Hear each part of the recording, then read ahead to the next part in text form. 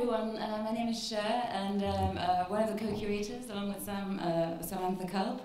And today I want to introduce two people, Maaike and Joris. To give you a little bit of background, when we were working out the schedule, we were talking about ideas of mythology and alternative modernisms, and Arjan and Ilke mentioned that they had an event at IMPAKT before, which some of you may have attended actually, called Cannibalizing the Cannibal Myth 1.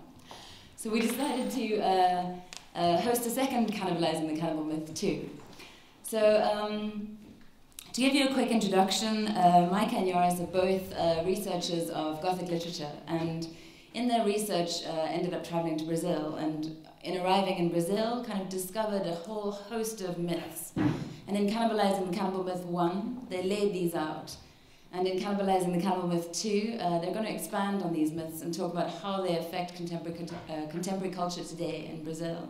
So there was one writer, José de Alencar, who wrote 3 books about the meeting of the Indian and Portuguese in order to create a national cultural identity based on the different races.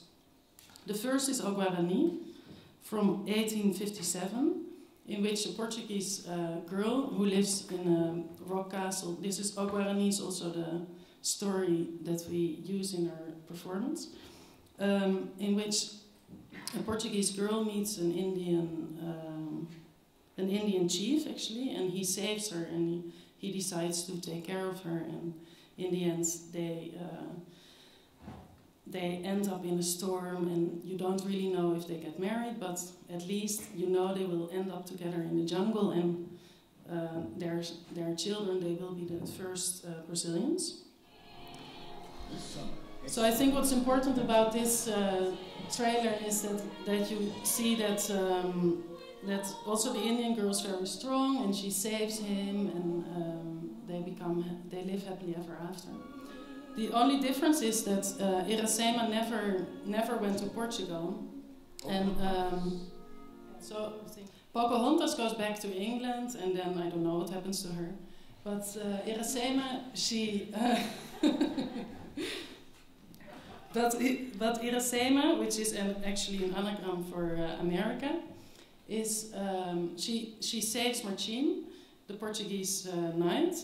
And then they flee from their tribe, because the tribe is very, it's really a warrior tribe, and they don't let Iracema leave their land. And then only with the help of the friend of Martim, they know how to escape, and they start a new life at the beach.